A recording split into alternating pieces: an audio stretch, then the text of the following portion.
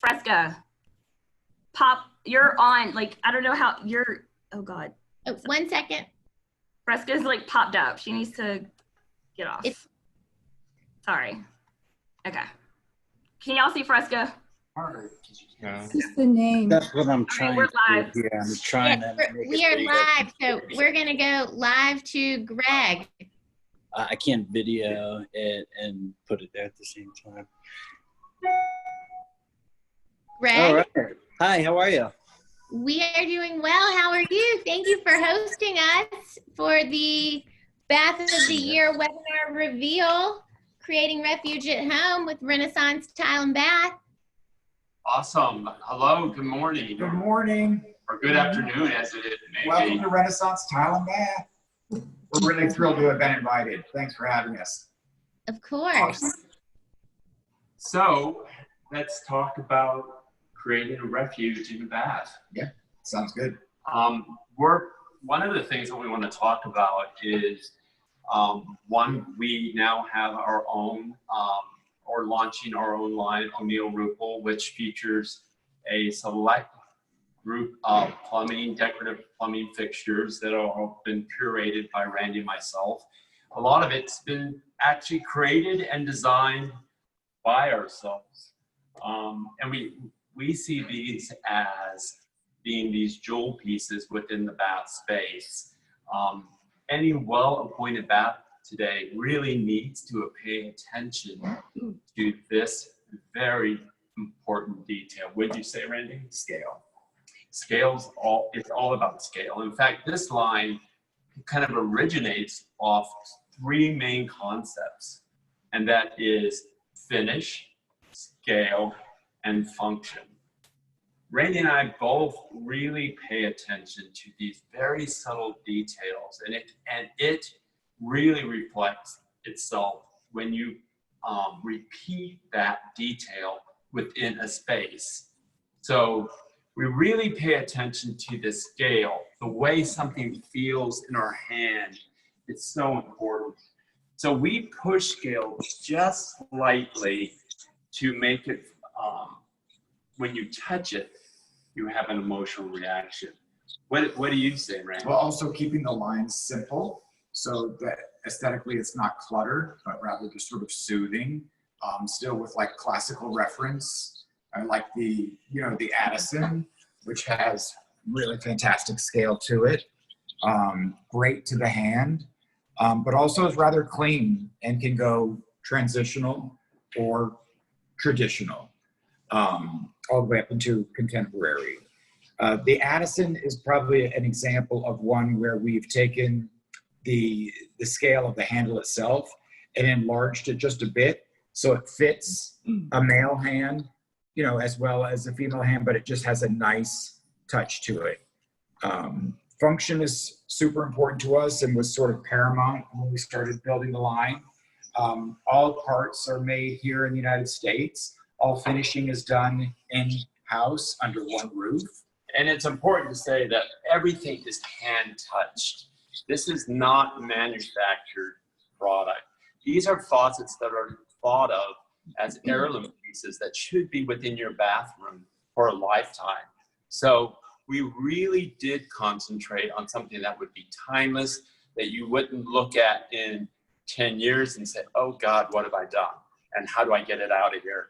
So in fact, the Addison was inspired by a classical doorknob. In fact, I found it and carried it with me for a while and came to these gentlemen and said, how can we make this something that we can put in a bath space? It has a great feel, it's clean, and it's designed, and again, appoints a well thought out bathroom. Ren, tell us what faucet besides Addison do you love the most? So in complete contrast to that is the Crosby, which I like for a couple of reasons. One, I think it's a reduction of scale, purposeful reduction of scale on the handle for a bath or a space that's smaller. I also love the reference sort of to the industrial revolution and the cleanness, the function, There are no frills to it. I also happen to like the fact that it's interpreted both in a cross handle and in a lever handle, with a slightly different expression on the escutcheon as it touches the countertop. Those are beautiful. Could you point out, do you know which one will be in the Home for the Holidays show house this year? I do. So the Crosby will be in the show house, as will the Addison. The Addison's actually going to be the master. Okay. The Jonathan, Well, which we're I showing. can't wait to see. I'll be thrilled to see the Addison and the master. I think that one might be my favorite, like yours. Yeah, actually, the master bath I think is going to be special in many ways. Not only the fixtures and faucetry, but also the Belgian blue limestone herringbone flooring and the Oasis rough-hewn wall tile. It's going to be a really, really beautiful space. And those are all products now that we've created, not only the bath side of it, but we also are creating a line called O'Neill Rupal Surfaces. So, and those are things that kind of talk about texture. And I think Randy expressed it as rough-hewn, and it's something that we've really kind of have been paying a lot of attention to. Again, play on texture and scale. Yes, and natural materials. Well, wonderful. Well, thank you. I think we're gonna, that is a nice segue into the main topic of the webinar, to announce to have our 2020 Bathroom of the Year winners for Atlanta Homes and Lifestyles. Help us as readers to reinterpret everything that a bathroom means to us right now in this pandemic, and how it's more important than ever, and we are all seeking zen and textures, and those emotional responses to your everyday items like your faucets mean more than ever. So thank you for sponsoring us, Renaissance Bath and Tile, and I am Zoe Gowan, the executive editor of Atlanta Homes and Lifestyles. And without much further ado, I would like to give the Bath of the Year winners a quick introduction and welcome, so that we can dive deeply into their products, and then hopefully they will be seeing you in the showroom to show off all of y'all's new collections. Awesome, thank you. You're welcome, and please hang on and keep watching. So we have Scott West of West Architecture Studio, who was our 2020 Bath of the Year for Calm, Cool, and Protected. Which I will pull up the photos after I go through the introduction for those of you watching. So Scott is a very talented contemporary architect who is also working on a new development company titled Lucid, which sounds very intriguing, and I cannot wait to see what comes from there. And then we have Lorraine Enright, interior designer and principal of Intuitive Dwellings by Enright Design, and her winning bathroom was Sanctuary. And when we get to that one, I think you will all be amazed at the level of detail, all intended for extreme relaxation. So we will circle back to Lorraine, and then we can talk all about her holistic approach to design once we get to her bathroom. Up next, we have the fabulous James Wheeler, who is known for amazing interior design and all-around dapper fabulousness. And his winning bathroom space was for Serenity Now, which rivals the grandest, nicest hotel bathroom I have ever had the pleasure of staying in. And his clients were just a jet set duo that needed that day-to-day getaway. So James will tap into telling us how to create that for our looks at home. And you'll die when you see all of the marble. And then we have Karen Ferguson, the 2019 Southeastern Residential Designer of the Year, as well as the lead designer on the 2020 Bathroom of the Year with Atlanta Homes and Lifestyles, which she completed with Ferguson Designs. or excuse me, with Harrison Designs. So without much further ado, I will pull up our photos and we will kick it off with Scott talking about calm, cool, and protected. Sounds good. All right. Share screen.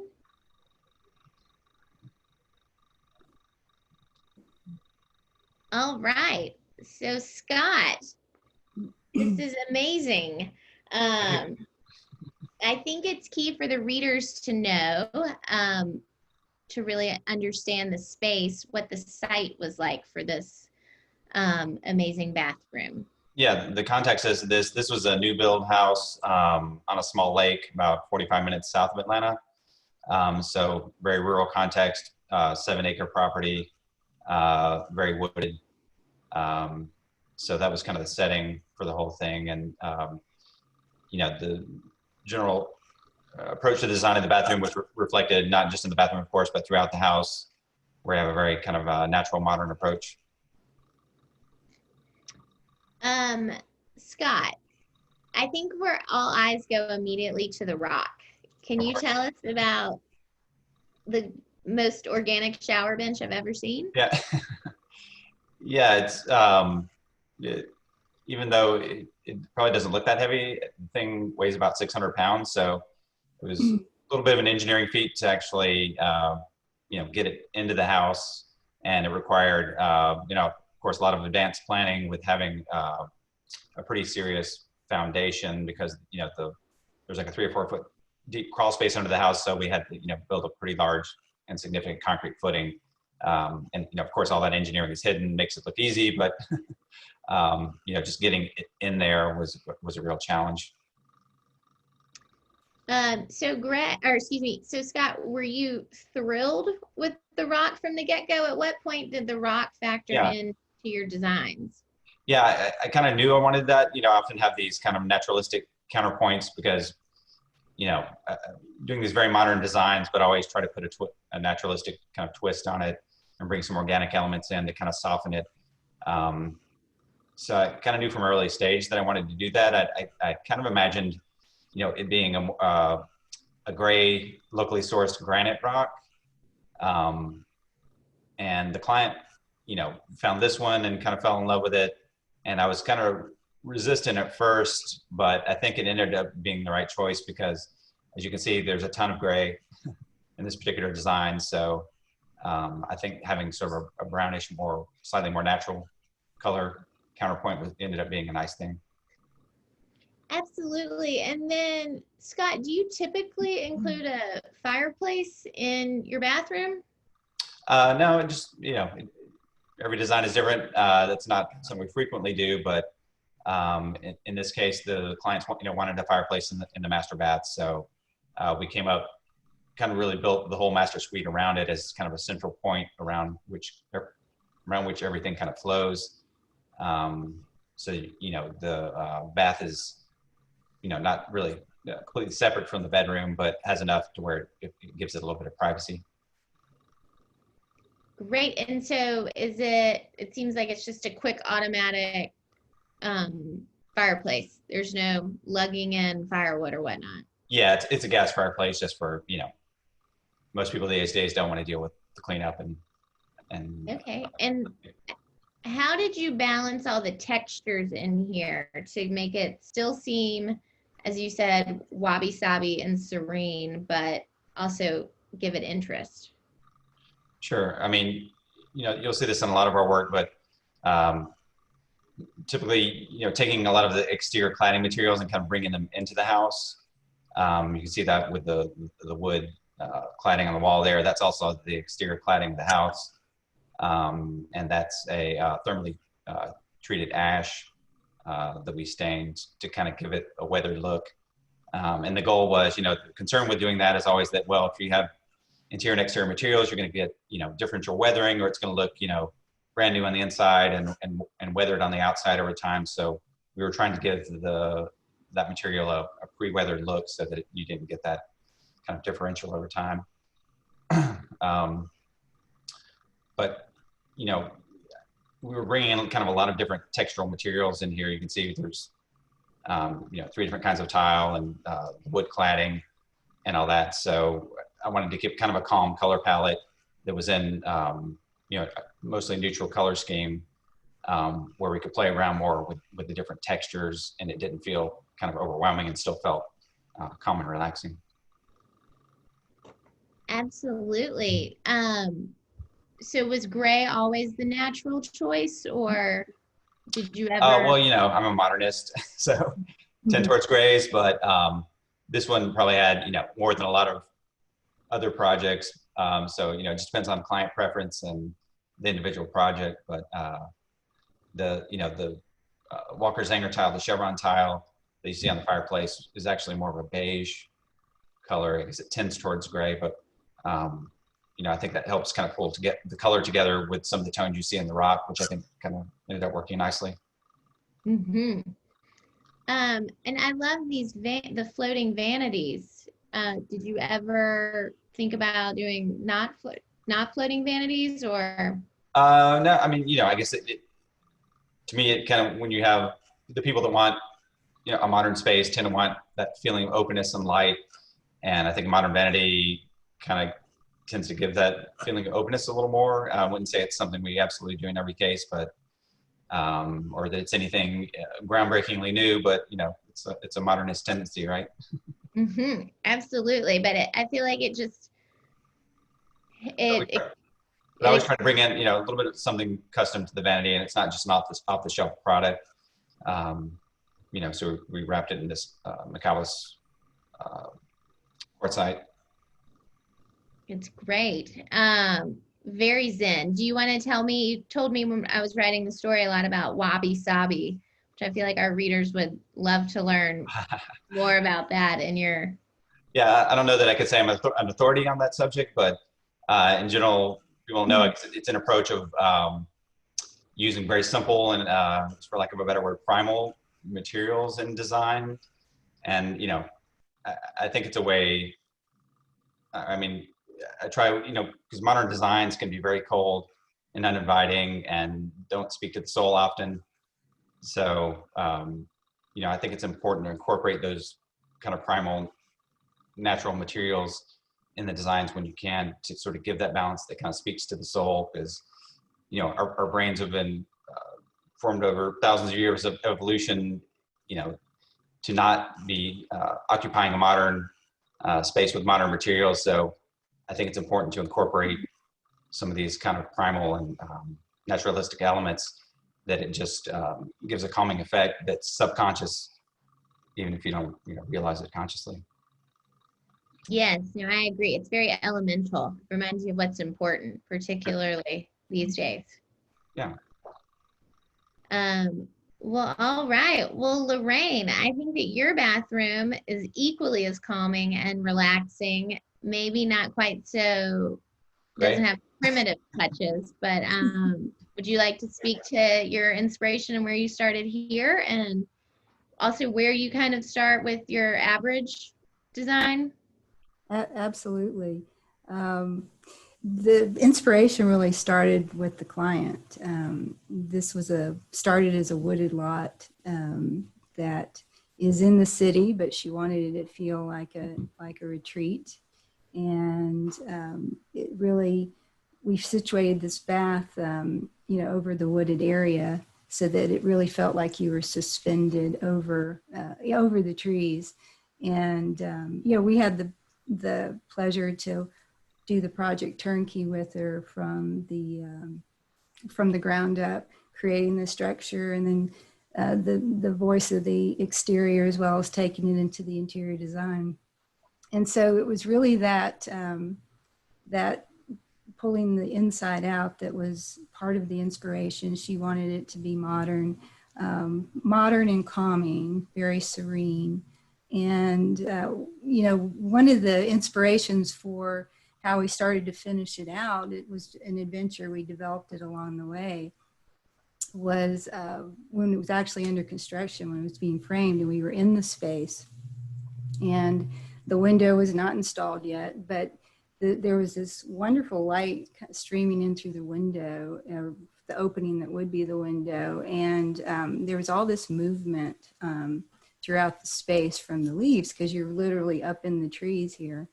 And so we really wanted to capture that, that feeling and to carry it into the finished product so she could feel that, you know, beautiful day that we had, and really helping to create her vision. And then seeing this tile, which is just a gorgeous material. It has this iridescent quality to it. It's a combination of cool aluminum and gold metallic tones, and it has this kind of organic character to it.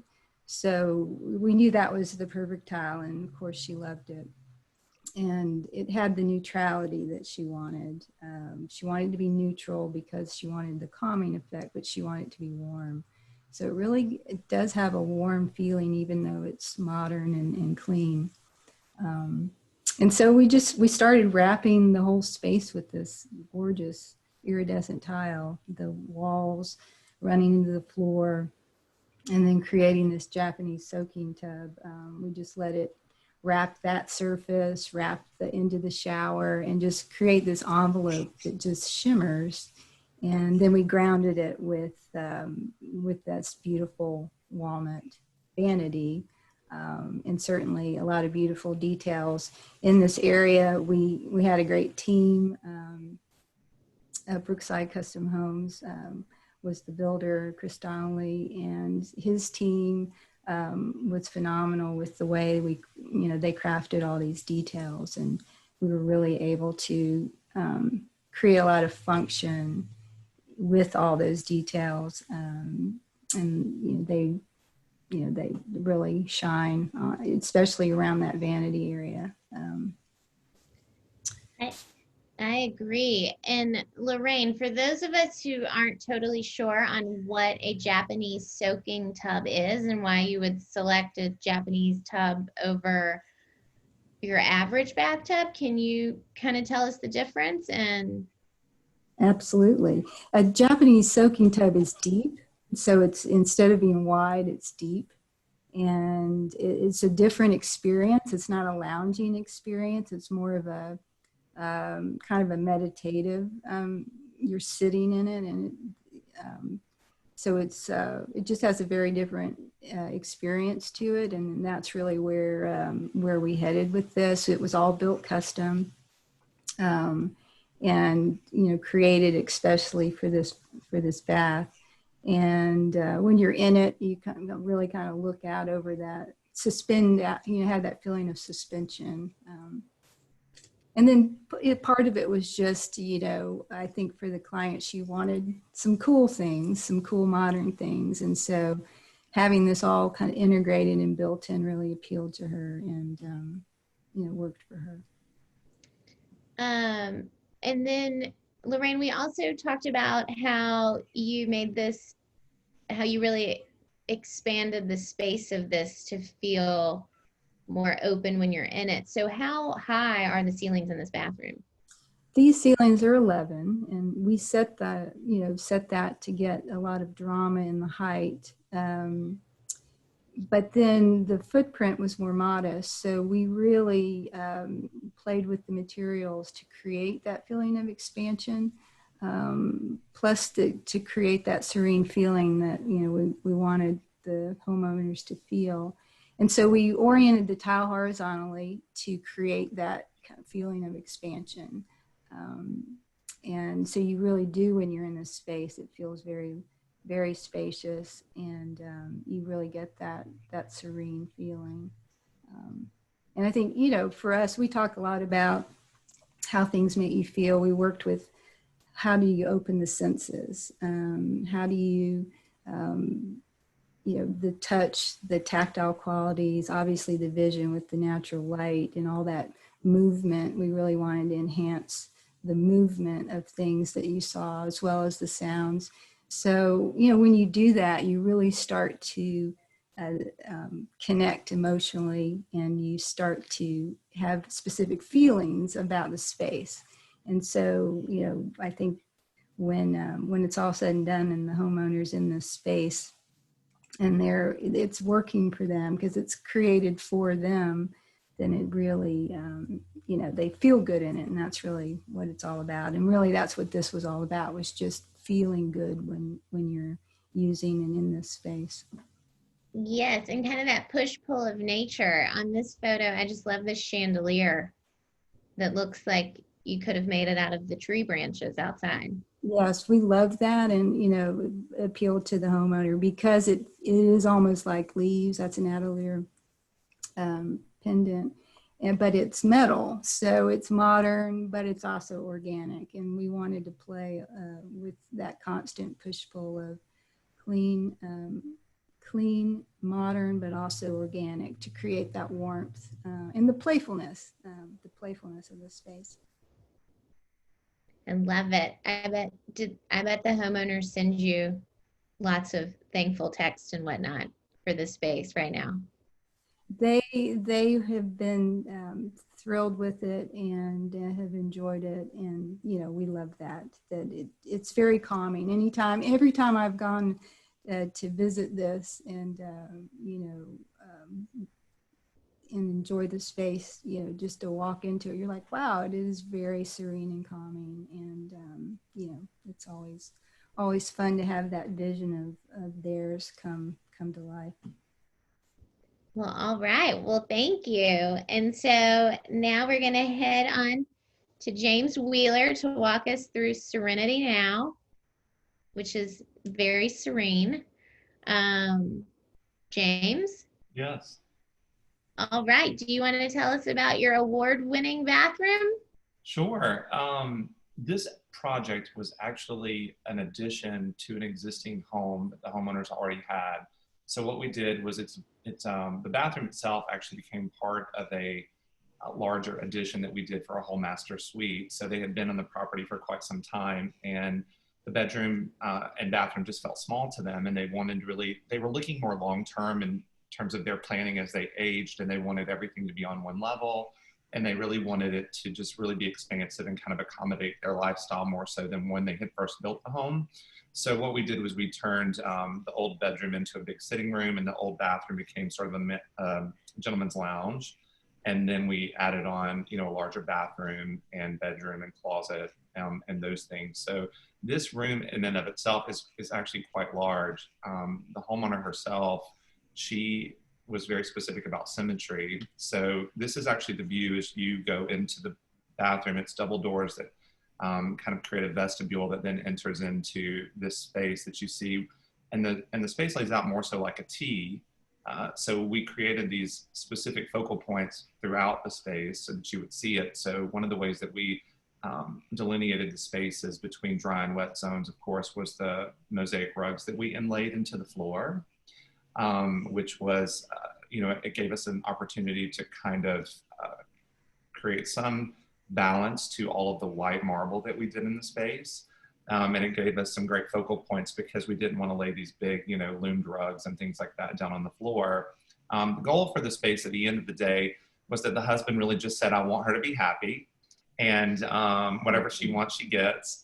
And we had a lot of fun putting this together. They are travelers, they go all over the world. And they wanted a place that when they came back home kind of really gave them an opportunity to really be calm. And they have a very busy business that keeps them kind of moving around, and they also have a life goal to hit so many countries by the time they, you know, get to a certain age. So they've really come to enjoy all these really beautiful bathrooms and such throughout the world that they have lived in. But, you know, the list that she had was really quite long. It was to balance modern and traditional, to create a lot of glamour, to create serenity, and really just, you know, keep symmetry at the forefront here. So that we had a lot of things on our wish list that we had to incorporate, which, you know, we can talk more specifically about those design choices, but I think it came together really beautifully and they were super happy with it. Absolutely. I'm kind of in the same camp with you. It's hard to argue with that much white marble. Yeah, I mean, you know, one of the things that you don't technically see in the ceiling, you can from this photograph, these ceilings are probably about 22 feet tall, and it's a huge dome ceiling that we did. So when you think about this long portion of the T, you know, from an architectural standpoint, we wanted to have some balance to just a long flat ceiling. So what we did was we created this dome effect that just rolls. So it really is more so like a grand hallway if you think about that when you go into the space. And you know, we wanted to make sure that the materials itself didn't get too busy. So one of the things that we chose to keep it just really quiet and balanced was this dolomite marble, which is just really beautiful. It's really clean. It has some veining in it, but primarily it's just a really pure marble. And what we did, because of the scale of the space, these pieces actually lay out, if we want to talk about technical components, these are more so like a 12 by 24 format that we just laid on a traditional pattern to really just keep it simple. We didn't want it to get too busy because literally the whole bathroom is wrapped in marble. What you don't see from the photographs is the inlaid portions of the rugs that we did in the entry portion there. We also did a custom border that lines the two rooms on either side of the tub. So if you look to the left of the tub, we have a water closet that we expanded and put elements into. There's a whole other washroom that's over there. And then on the right-hand side is where you enter into a dry area before you enter into that large shower. So we ran this black and white marble border throughout that room too to kind of outline each of those spaces. I mean, took elements out of those rugs in order to do that. Wow. Did the homeowners give you a specific hotel experience that they wanted you to? They did not. So we bonded over some shared experiences that we had had through different countries in the world. And so I kind of knew immediately sort of what their aesthetic was. The house, you know, like I'd said, had been an existing property for quite some time. The husband, his family had owned this land in the area where they are for a long time. So he had, and his wife had built this home and, you know, they wanted to really add on to it. So we had to keep the traditional elements of the house in mind. But for the most part, you know, they really wanted to amp up the glamour factor. And so I kind of knew where we were headed. It was kind of a funny story when she came into the house once it was all said and done. You know, she said she burst into tears and it felt like the Ritz-Carlton. They had actually been over in Bora Bora while we finished this project. And so she came back, you know, they were living in a little hut for a couple of weeks while they were on vacation while we finished all of this out. So that was, you know, we had to make sure it looked really great by the time they came back from that resort. And, you know, it really hit the mark on it. One of the things that we had a struggle with, you know, just in balancing that wish list was how do you create the glam moments of it while still keeping it true to the nature of a traditional and really calm interior. And so we did that really with the tub. Of course, it has a big sparkle factor. In the article, you mentioned the fact that the tub moves and changes color. So you can see it now in the time of day, it's really more silver. And then as the sun sort of goes down, it becomes black because it's really reflecting that tile in front of it. But we also added, if you'll go over to the vanity photo, you'll see bits of antique marble that we did, and we inlaid that with kind of a pencil rail in the tile. That was a custom product that we did with Waterworks, and we just darkened it in such a way that it felt really antique, but gave a little bit of sparkle to that. Because we also wanted to make sure that the husband, you know, felt like it was a space that was relevant to him too. It didn't become too feminine, but it really balanced that masculine and feminine. And everything that you see is symmetrical. That's why this mirror here looks like it's an infinity mirror, because they're just reflecting one another, which is really kind of neat. But we wanted to make sure, you know, with some of the traditional elements, because it actually does feel very modern too when you're in the space. The sort of damask pattern that we did in the rug, the scroll work, makes it feel a little bit more traditional. And we use that black and white palette really just to make it classic, because, you know, this is a space where when they did it, they wanted it to be there for the rest of their lives as they continue to enjoy this family home and this estate. The windows point to these really gorgeous pastoral views that you see throughout the whole property. It's just stunning. They have a huge lake out there. So we wanted to really select materials that would really be timeless, and that's when we chose the black and white motif as well. It's wonderful. It definitely has a sense of timelessness and permanence. Can we please talk about the Cadillac of all showers? Yeah, it's a big one. How big is it? So this is about 18 feet when you look at it. Like I said, it kind of has another room that joins onto it, which is a dry area. We created that so that they could have a dressing area in and out of the shower because it is so large. With that space being as large as it is, and with all the marble, we wanted to make sure that it also felt very warm. So there's heated floors throughout the whole space. In the ceiling, we actually lowered the ceiling in this room just so that it wouldn't be as cavernous. And so what we did was we put a herringbone, a custom herringbone inlaid tile of the same material on both the floor and the ceiling, just to give it a little bit of visual interest. And then those windows, there's a set of 3 of those windows that expand through the whole length of the shower, and it pours in all this great natural light, so it didn't feel that you were in a cave. So we worked to find, you know, a set of windows that would allow us some natural light to pour into the space, which also creates this very calming effect. And then we did a set of generators in here, and power sprays, and there's a lot of technology baked into this for the man of the house, who was, you know, all about the technology. And you can kind of see them dotted around a little bit there on the back side of where those sprayers are. You'll see like a little pad, like a little, that right there. That actually is a little electronic sort of iPad functionality. You see them on the other side by the hand shower. They're a little bit hidden. But what that allows it to do is it lets each of the homeowners program their own functions for how they want their shower experience to be. And so it allows them up to 3 settings each. So they can set the temperatures, they can set the way they want the sprays to come on, how they want it to function. So it's sort of a his and her specialized shower experience when you're in there. Part of the reason that we had to use that technology, it's one that Waterworks has, which is really great if you have a client that or a homeowner that wants to really create a specialized experience. One of them wanted a shower that was as hot as it could go, and the gentleman wanted a shower that was as cold as it could go. So, you know, we had to look at technology that would allow us to do that rather than just a standard diverter system. And because of the size of this shower, we had to do, you know, multiple steam generators because it also functions as a steam shower.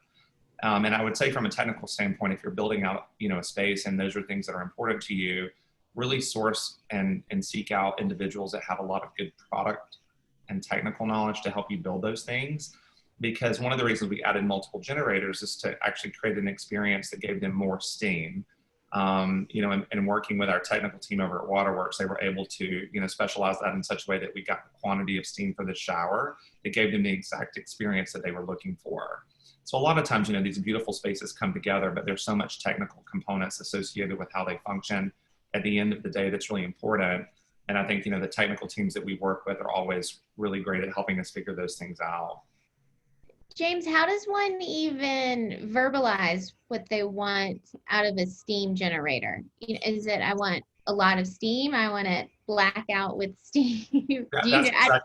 How would you even ask Waterworks? So, you know, with any kind of steam generator, it'll output so much, right? So you'll you know, and my question is always back to the technical teams, or what does that really mean? Can I see my hand when I'm in that, or, you know, do I not? And that was really the conversation we had with the homeowners. It was, if you want this to really be a steam unit, tell me how you want it to be. Because, you know, they've been to all these great spas and, you know, have all these great experiences. And that was really what it came down to, is to say, do you want it to be just kind of a casual flow of steam? Or do you really want it to have the opportunity to be able to put so much steam in it that you really can't see one another when you're in it? And they said, that's what we want. So that's why we added actually another steam unit generator in order to give them that experience. It's amazing. I bet their skin is glowing. I think so, probably. You know, they really enjoy it. I mean, you know, I'm partial to showers over tubs myself personally, so this was an enviable shower even for myself. So how long did this bathroom take from planning to completion? So because this was a new build and we had to work with the architectural team to, you know, work with the plans and build it, it was about a year experience to do the whole addition. And we started and completed that all within a year. I mean, it was quite a large build. When you look at the scale of the spaces and the other photos that go with it, you'll see, you know, that they're just as large as what we have here. And we did a lot of, you know, construction. We also ran into some situations with weather that, you know, pushed us back a little bit. But overall, it was about a year from the inception of the first architectural meeting to them moving into the space. Okay, and then, so for a homeowner or someone who knows that they want to build a shower or renovate a shower with a steam room, is that something that you need to plan for immediately, or can you retrofit a shower? I mean, I think that it's really important. You know, what we always say to folks so I think it's important to start from the beginning of that. You know, we always talk to our clients about the hard spaces, really, if you think about that, like kitchens and bathrooms, you know, those are sometimes the hardest ones to really modify and work within because they are such permanent spaces for a lot of reasons. New builds are always really great. Like this one, it was important because there was a lot that we needed to plan for from a plumbing perspective. So even from the foundation, what we did was we created opportunities where, you know, there would be good entrance points in the foundation if this ever were to fail, how we could actually get it in and fix it. That was also another reason we chose the materials we chose with Waterworks, because the homeowner was very specific about the functionality of that, and their fittings are made in such a way that they have more lasting components. They're not going to have to actually change things out as often. With the steam units, you know, we built sort of trap doors into an adjoining room so that if they had to get to it, they could through the cabinetry in an adjoining space rather than having to tear out the tile. So those are all things that I think sometimes when you sit down to plan spaces like this that you might not think about. But those were things knowing, you know, how much material was in here, knowing all of the different technical components that were associated that we were adding in from a technology standpoint and just plumbing in general. We built all of those things in. So I think if you have the opportunity, which are always easier with a new build to do, you know, it's great to be able to do that. And I think, you know, if you're renovating a space and you want to add that on, then you just have to sit down and, you know, with all projects, like we tell clients, we can plan for the best of things, but when we are renovating a space and we tear it all out, you know, that can end up being other components that we have to plan for, that we sometimes can see what's behind the walls. And I think in a situation like that, you know, you just have to get a really great contractor that understands that language and knows it and can walk you through that. All right. Well, thank you, James. And then we will move on to Karen's zen yet active master bathroom. Karen, I've never in my life seen a master bathroom anything like this. Well, it's actually not a master bathroom. So it's off of kind of the gym, and then there's a yoga room. And then this is more like a spa room. So we have an infrared sauna, we have a jetted tub, and we have a steam shower. And having all those things that can like treat your body is great, but then we had to like come up with a design that felt serene and more like an escape is what we were going for. So that's how the design evolved. So what did the homeowners come to you with their needs for this sort of spa escape room, or did they have the aesthetic in mind as well? Or it was purely needs. They didn't know what they wanted.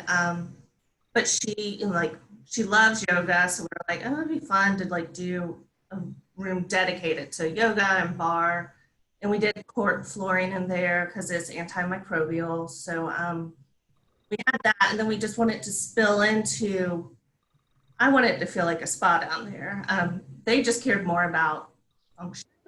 But of course, you know, they appreciate the aesthetics that turned out. Off of the yoga room, it was kind of fun to play with the two rooms and see how they would work off of each other. So what was your inspiration for the wood paneling treatment? It seems a little modern, but also really warm and classic. Yeah, it kind of had like an Asian serene vibe to me, and I wanted to keep, it's all cypress wood, so we kept it natural, so you see the wood grain, and it's kind of like a warm hug, like it's just a happy place to be, but you can still, it's fairly quiet too, so it overlooks their backyard, which is beautiful. And then when we moved into the bathroom, I wanted whatever stone tile we picked to kind of play off of the cypress. So the wood kind of started the color palette in the cork, and then we kind of jumped into what the stone material was. What is the stone material? It's a Galala, I think I'm saying that right, Galala limestone. So it all came from Marmy, so it was all from the exact same source. So we have like, can't see the pattern on the floor, but it's kind of, again, like a nod to Asian design on the floor. And then mixed Italian and Syrian and Moroccan, like we kind of mixed everything together, but had a more modern, calm backdrop. So I think that's why we were able to kind of play with so many different things to where you really don't know where you are when you're there. You're just kind of there to, it's kind of enchanting, like with the antiques mixed in. Yes. What is this light fixture? Is that a lantern or? It's a lantern from Vaughn. It's a new piece and I've wanted to use it for well over a decade, and this just happened to be the perfect project for it. And then what is the mirror? The mirror, we found at Travis and Company at ADAC. It's just a Syrian mirror, but it has like bone inlay and mother of pearl. So it's very textural. And as soon as I saw it, I knew it'd be perfect because we had already ordered the more contemporary sconces that kind of play off the more utilitarian bathtub.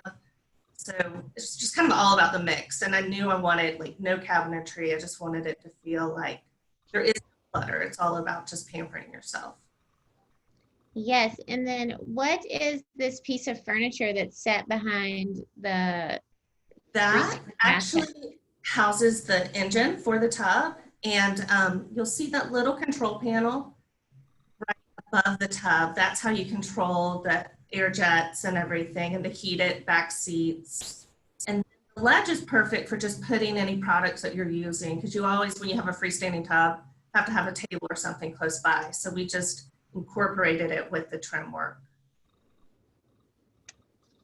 That is genius. And then steam showers did seem to be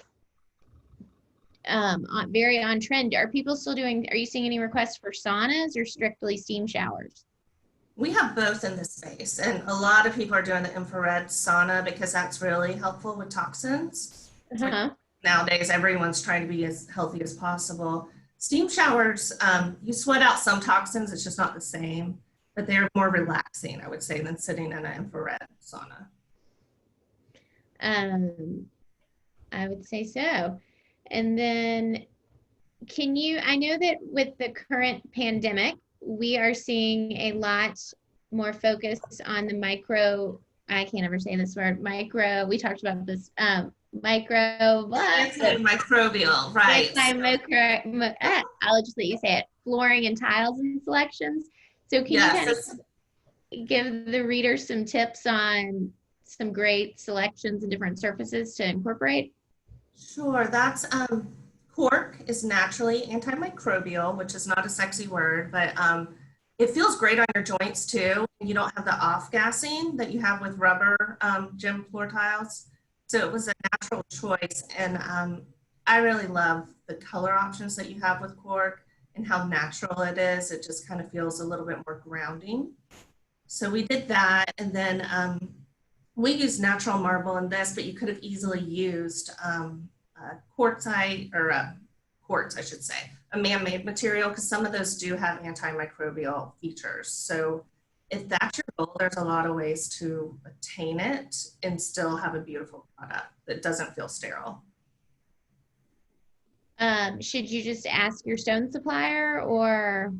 I think if you're working with a designer, we're trained on this stuff. We know what's going on. We're typically ahead of the trend. So just come to, your designer or your architect with your list of wants and needs, and it's our job to make it all happen for you. So that's what we do. Well, all right. Well, thank you, Karen. Now we are going to open it up to Q&As. So if you have any, please send them via the chat, or excuse me, the Q&A function. My screen appears to be frozen.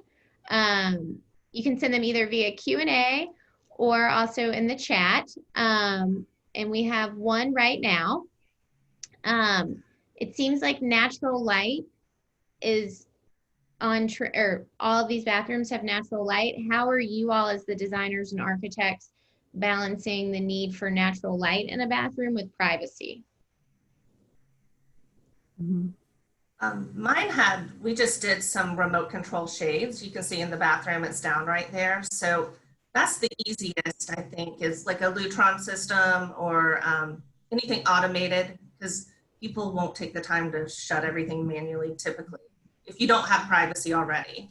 In our space, we actually had to be very conscious of that because of the way the property lays out. If people are on the grounds working, that could have been a potential for them to see for where the soaker tub is. In the other parts of the rooms, we were able to plan the windows and such to prevent that.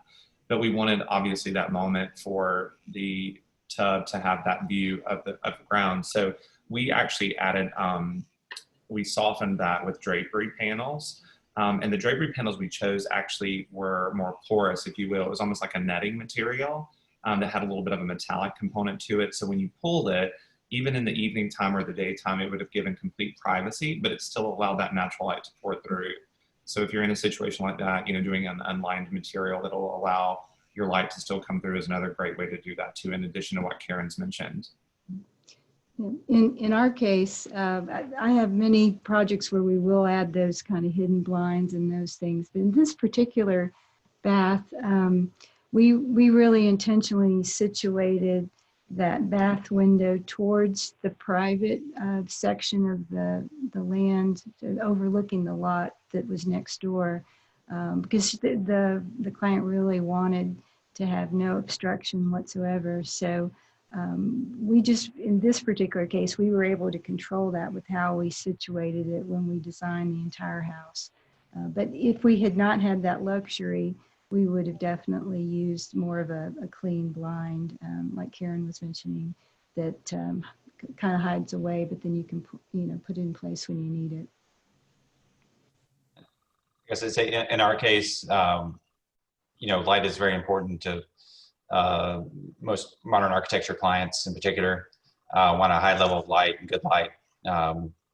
So we actually incorporated a lot of clear story lighting in our particular bath design, which gave a high level of light without compromising privacy too much. And we also, because of the open plan or semi-open plan nature of the master suite in general, where the bathroom wasn't fully closed off, from the master suite, that allowed a lot of cross light too, that actually helped with that kind of thing. Thank you. There is also one more question about storage for bathrooms, a very much needed thing that you all seem to have hidden quite well, but do y'all have any solutions or tips for that? You create storage everywhere you can find an inch, basically is what we did. There's also hidden storage behind mirrors within the, built into every inch of the vanity in this particular bath, and just wherever you can create function and storage, and then create beautiful details to conceal it so it just feels seamless.